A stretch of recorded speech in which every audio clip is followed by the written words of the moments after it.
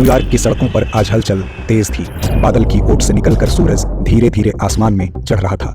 इधर बच्चे स्कूल के लिए निकल रहे थे तो दूसरी तरफ खड़ी के कांटों को निहारते हुए लोगों के कदम तेजी से अपने दफ्तर की ओर बढ़ रहे थे। यूं कहें तो एक सामान्य दिन की तरह ही शुरुआत हुई थी 11 सितंबर 2001 की, लेकिन किसे पता था कि यह तारीख इतिहास के कोरे पन्नों को मासूमों के लहू से स्याह कर देगी। यह कहानी है उस काले दिन की जब आतंकवाद ने अपने विभत्स चरित्र से मानवता को झकझोर कर रख दिया था। वैश्विक पटल पर सबसे ताकतवर देशों की सूची में खुद को अव्वल मानने वाला अमेरिका भी उस दिन आतंकवाद के आगे असहाय था।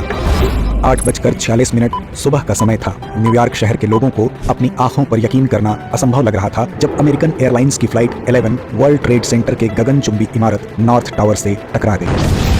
यह टक्कर इतनी जोरदार थी कि चंद मिनटों में ही वहां पर हर तरफ धुआं ही धुआं था। हर ओर अफरा तफरी का माहौल था। लोग अपनी जान बचाकर उस जगह से दूर जा रहे थे। जो इस बिल्डिंग में थे उन्हें निकालने का काम शुरू हुआ। तब तक इस घटना की जानकारी राष्ट्रपति बुश को दे दी गई थी, जो उस वक्त फ्लोरिडा में थे, मगर अब तक यह स्पष्ट नहीं था कि ये हादसा था या कोई साजिश।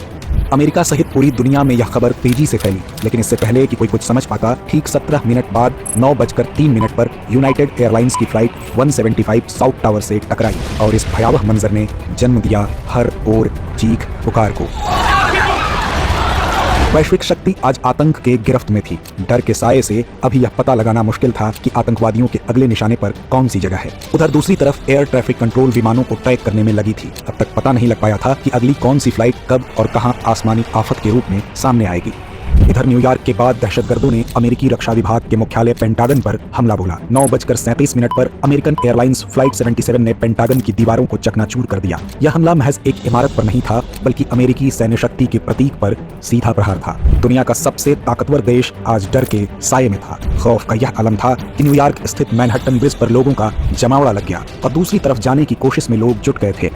इस कोलाहल के बीच ही खबर आती है 10:03 पर यूनाइटेड एयरलाइंस की फ्लाइट 93 देश की राजधानी वाशिंगटन डीसी से महज कुछ दूरी पर पेंसिल्वेनिया के शैंक्सविले के एक मैदान में क्रैश हो गई, जिसमें सवार सभी 44 लोगों की मृत्यु हो गई। ऐसा माना जाता है कि इस चौथे विमान का लक्ष्य वाशिंगटन डीसी में मौजूद व्हाइट हाउस या फिर अमेरिकी संसद थी, लेकिन यात्रियों की बहादुरी के कारण आतंकवादियों की साजिश नाकाम हो गई। इन 1.5 घंटों के भीतर अमेरिकी शहरों में मौत का तांडव दिखा। गगनचुंबी इमारतें धुएं के गुबार में तब्दील हो गई थी। कभी ना रुकने वाले शहर में आज वक्त थम गया था। इस हादसे में हजारों निर्दोष मारे गए। धुएं के बादल को चीरते हुए लोग अपनों की तलाश कर रहे थे। हर ओर तबाही की चित्कार थी।